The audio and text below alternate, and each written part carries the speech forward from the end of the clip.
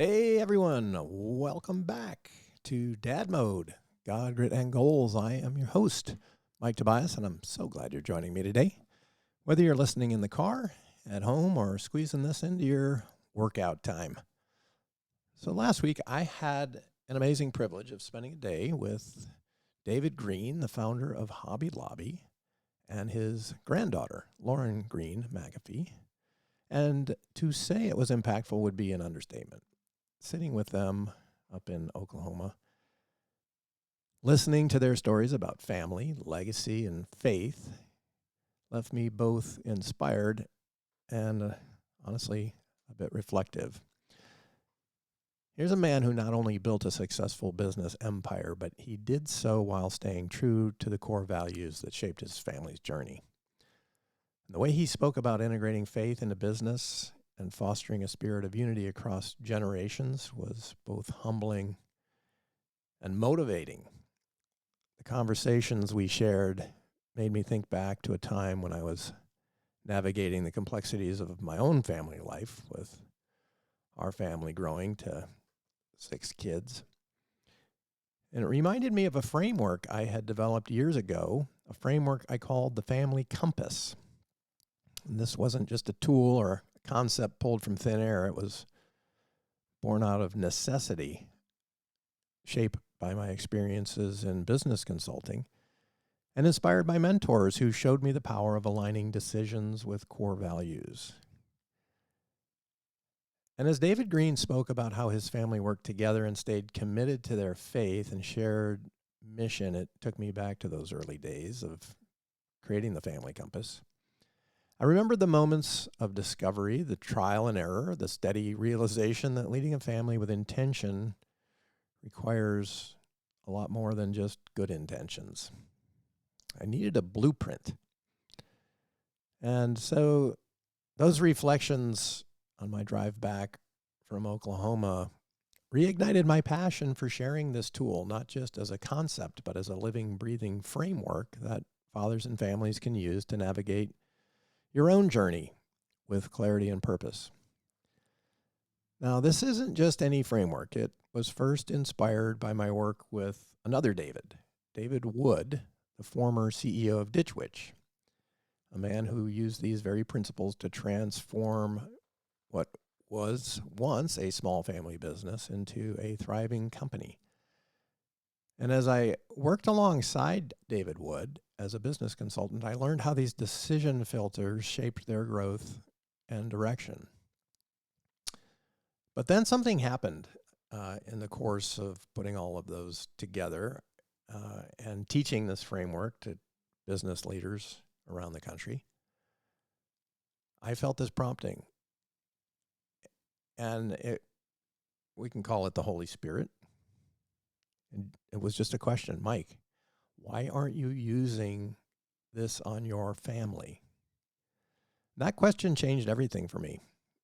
I went from applying this in the boardroom to applying it at the dinner table. And so the result, the Family Compass framework, was a tool that I used to guide my family's journey and become the foundation for what I ended up calling the Kingdom Family. And I taught this to men's groups around Dallas. And so here we are today. My meeting with David Green rekindled my desire to share this with you, to dust it off, bring it into the light, and offer it to you, those who may be looking for clarity, purpose, and direction in your own homes. So in this episode, I'm going to start with the very first component of the Family Compass, and I'm calling it Finding Your True North. But before we dive into that, I want to explain a little bit on why this is a effective guiding framework for family. So think of it as a strategic tool, not unlike those in successful businesses, but adapted to help your family navigate life with intention and clarity. It's designed to help you as fathers, as parents, and entire families make decisions that align with your deepest values and your long-term vision. By setting a clear course, this compass ensures that each choice supports the overall direction of your family's journey. So the family compass is built on 5 core decision filters. Each filter serves a unique role in guiding your family, shaping not only how decisions are made, but also ensuring that your actions are consistent with your mission and values. And so here they are. There's 5 filters. The first is true north. Then there's key vectors, home turf, service scope, and market scope. So let me just dive into each one of these a little bit. The true north is the most foundational. It's your family's highest aim. It's the principle that acts as the go, no-go filter. So for every major decision that you have to make, the most important thing is not wasting time digging into something that you're just never going to do anyway. And so having this true north filter becomes really important. So without clearly defined true north, it's easy to get sidetracked or make decisions that feel right in the moment but don't align with what truly matters in the long run. Next, we have the key vectors. Now, these are the 3 to 4 lifelong commitments or actions that your family is going to prioritize, the things that you can get better and better at, that are going to move you consistently towards your true north. They act like the well-worn paths that keep your family aligned and grounded, even when life becomes chaotic. The third filter is home turf. It's all about creating a safe, nurturing environment. It's the castle, if you will, for your family, with a protective moat to guard against negative influences. This is where you define what your family stands for and what it stands against, setting clear boundaries to protect your collective well-being. Then there's service scope. This helps manage the overwhelming demands and opportunities that come your way. This filter ensures that you prioritize activities and commitments that align with your family's mission, allowing you to say yes to what truly matters and no to what doesn't. And then finally is market scope. This filter focuses on where and how your family chooses to invest its time, where you're going to invest in resources and energy outside your house. It's about understanding which communities and causes align with your values and how you can serve them meaningfully. Each of these filters plays a crucial role in shaping a family that doesn't just react to life, but approaches it with purpose and intention. And it all starts with defining your true north. So I want to dive a little deeper into the true north and how to identify it for your family. So in the context of the family compass, the true north is your family's highest aim. It's the principle that serves as your ultimate guide, helping you discern which decisions align with your core beliefs and which don't. In many ways, it's the foundation upon which all other filters rest. So imagine navigating through a dense forest. Without a clear direction, a true north, if you will, it's easy to get lost, making choices that seem right in the moment, but lead you astray over time. Families face a similar challenge. Without a clearly defined true north, you can find yourselves pulled in different directions by work, school, social pressures, and a lot of other things. But when you have that guiding principle set, it acts as a constant, allowing you to move forward with purpose and confidence. So I want to talk about creating your family's true north. So in defining true north, it's more than just setting goals or rules. It's about establishing a unifying identity for your family. This identity is rooted in a vision and a calling. It sets an aspirational standard, one that elevates each member's understanding of who you are as a family and who you strive to become. For me, as I was going through and developing this, it really echoed the spirit of Joshua's declaration in chapter 24, verse 15. As for me and my house, we're going to serve the Lord. This isn't just a statement, it's a commitment, it's a promise, it's a proclamation of purpose. So when I began shaping our family's true north, one powerful question guided our discussion. What does it mean to carry our last name? So I ask you, what does it mean to carry your last name? So for us, my wife and I would ask, and we'd ask our children, what does it mean to be a Tobias? Reflecting on that question helped us anchor our identity. It's more than tradition or heritage. It's about living up to a higher calling that we choose and chose together. It became clear that being a Tobias meant embodying faith, integrity, resilience, and service. So a practical way to begin this process is to gather your family and have an open conversation about what matters most. And if your kids are too young, do it with your wife. And if your kids are older, it's great because they're going to have a lot of thoughts, a lot of ideas. It'll be interesting. Asking questions like, what do we want our family to stand for? What does it mean to carry our last name? What kind of legacy do we want to leave? These discussions bring out shared values and deepen the bond among family members. And so from there, you can craft a family vision statement. So I want to caution you and tell you that this isn't just a motivational quote pinned to the fridge. It's a guiding declaration that sets the tone for how you live. For instance, it might be to create a home where faith guides our actions, kindness shapes our intentions, and service extends beyond our walls. Or maybe to honor God in all we do, lifting each other up, contributing to our community with love and purpose.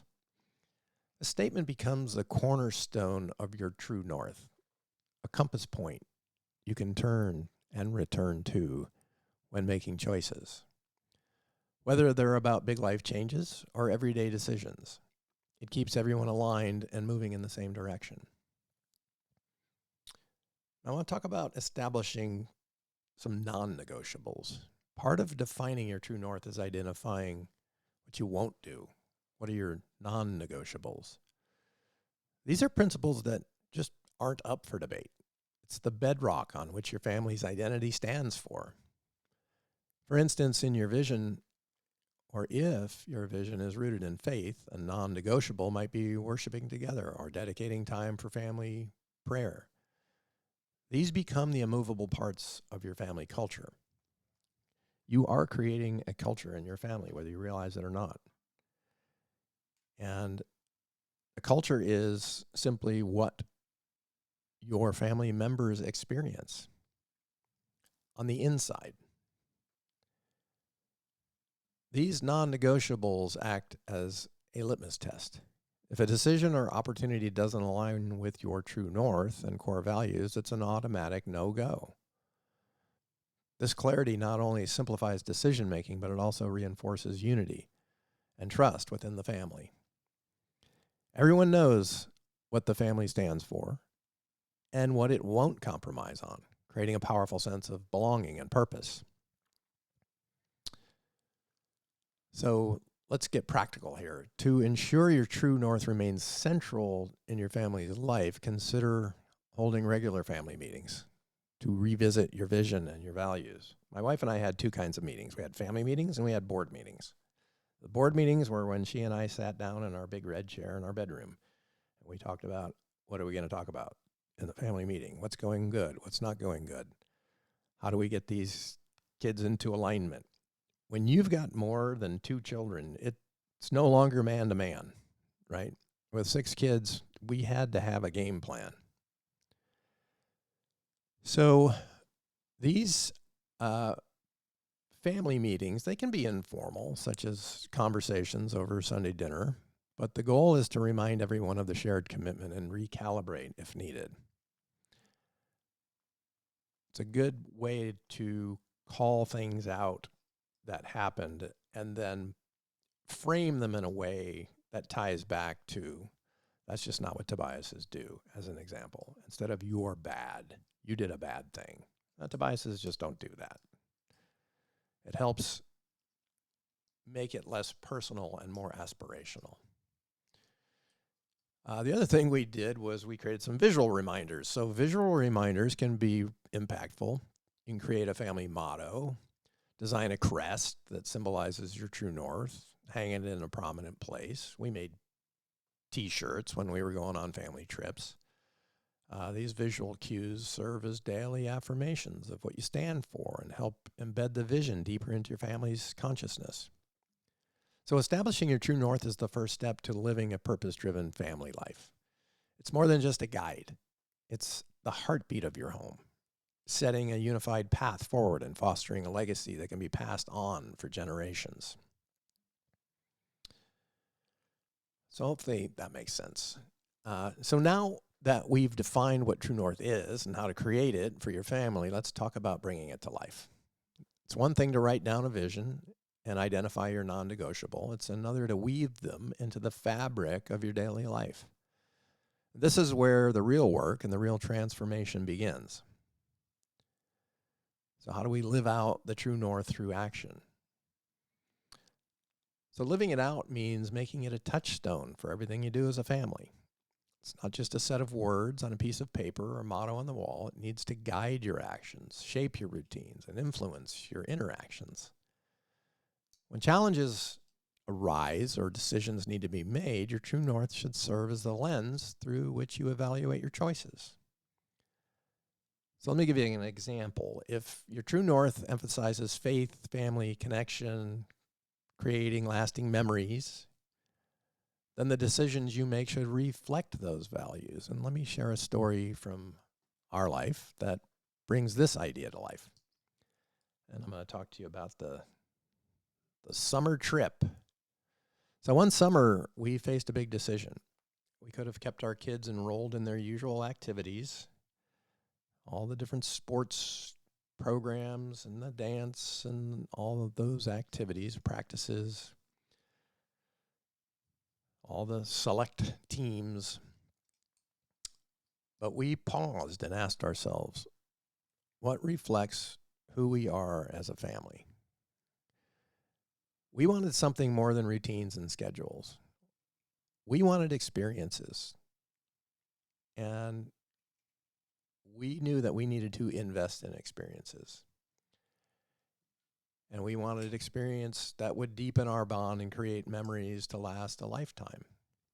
And you can do these very small. I'm going to tell you about a big one because we had an amazing, unique opportunity because I had sold a company and it was just where we were at in our life, and we were trying to figure out, okay, what are we going to do now? So we decided to do something bold. We decided to pull up stakes. We took all of our kids out of their summer activities. We rented a house in New Hampshire, where my wife is from. We spent the entire summer by the lake. We water skied. We explored the woods. We hunted for frogs. We shared stories around bonfires. We just enjoyed being together away from the pressures of daily life. Sure, the kids, coaches, and other parents warned us that this was going to put them behind in their sports. But that wasn't what mattered to us. Trophies come and go. They gather dust and eventually are forgotten. But those summer memories, the laughter on the water, the quiet mornings, look on my daughter's face when we caught a pike off of a canoe, those quiet, simple joys of exploring together, those have lasted a lifetime. They became part of our shared identity, a reflection of our true north that prioritizes family connection over sports achievements, which are fleeting. So the role of challenges and adjustments. Living by your true north doesn't mean it will always be easy or that everyone will understand your choices. In fact, many times they won't. But you and your wife need to be on the same page. There are going to be times when it's tested, when the path forward isn't clear. But having a guiding principle gives you resilience and confidence to make choices that align with your core values, even when they seem to go against the grain. That summer in New Hampshire was a defining moment for us. It reminded us that living by our true north meant making decisions that might not be popular, but they were right for us. It solidified our commitment to prioritize experiences that strengthen our bond and create a legacy of shared joy. I'm so glad we did that rather than just put the money in the bank. Putting the money in the bank is a good thing, and it's a good habit to be in, and I'm not suggesting you don't do that. But if you have the opportunity to create and invest in experiences, I think those are well worth it, no matter how small. The commitment to your true north isn't a one-time declaration. It isn't something you just do and then you're done. It's something you nurture over time.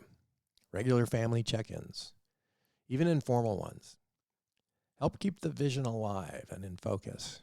You want to use these moments to celebrate successes and reflect on challenges.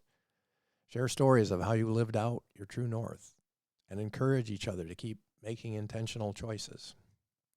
Celebrating these moments reinforces your guiding principle and makes them part of the fabric of your family life. Whether it's a special dinner to mark an achievement or simply reflecting on shared experience, these celebrations remind everyone why your true north matters. And look, you don't need to call it true north. Our kids didn't really fully understand true north. We had special plate. We had various routines, various activities that we did that were all born out of having a true north. Defining a living true north is about building legacy that doesn't just impact your present, but echoes through future generations. It's the compass that keeps your family on a path of purpose and unity and lasting connection. So as we wrap up this episode, I hope you've gained a little clearer picture of what it means to establish your family's true north and why it's so essential. Building a kingdom family isn't about perfection. It's about making intentional choices that reflect your highest values and align with God's calling for your household. So to the fathers and family leaders listening, remember that the journey begins with a single step. You are the spiritual leader in your family, whether you accept that role or not. It is the way it is. Establishing your true north sets the tone for everything that follows. It's the decision to say, as for me and my house, we're going to serve the Lord. It's a declaration that your family's path will be guided by purpose, by faith, and an unwavering commitment to what truly matters. So I encourage you to start today by having that conversation with your wife, with your family. Discuss what your last name means, what values you stand for, and what legacy you want to leave. Begin by crafting your family vision statement and outline your non-negotiables. It's going to take some time and adjustment, but each step you take brings you closer to the unified, purpose-driven family life that you're striving for. So I'd love to hear from you, my listeners. How are you defining your family's true north?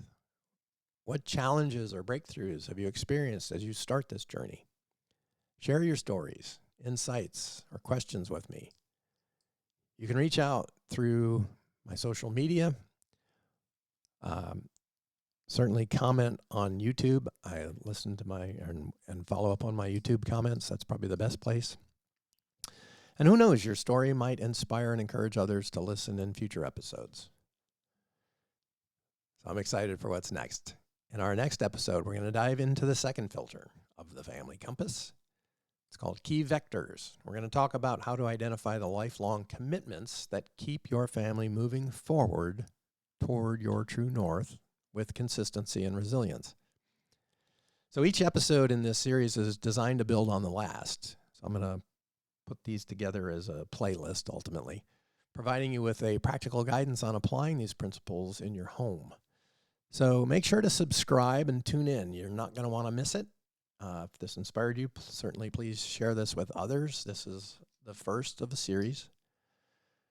And I want to leave you with this, Proverbs 22:6, which says, "Train up a child in the way he should go, and when he is old, he will not depart from it." The scripture underscores the importance of leading your family with intention. The seeds you plant today will grow into the legacy you leave tomorrow. Thanks for joining me today on this journey of faith, purpose, and family leadership. And until next time, take that first step. Keep your eyes on your true north and trust that God's guidance will light the way. Take care, and I will see you in the next episode of Dad Mode, God, Grit, and Goals. And remember our 4 core truths. God is good. Jesus has forgiven me. I am loved, and everything is possible. Have a great day.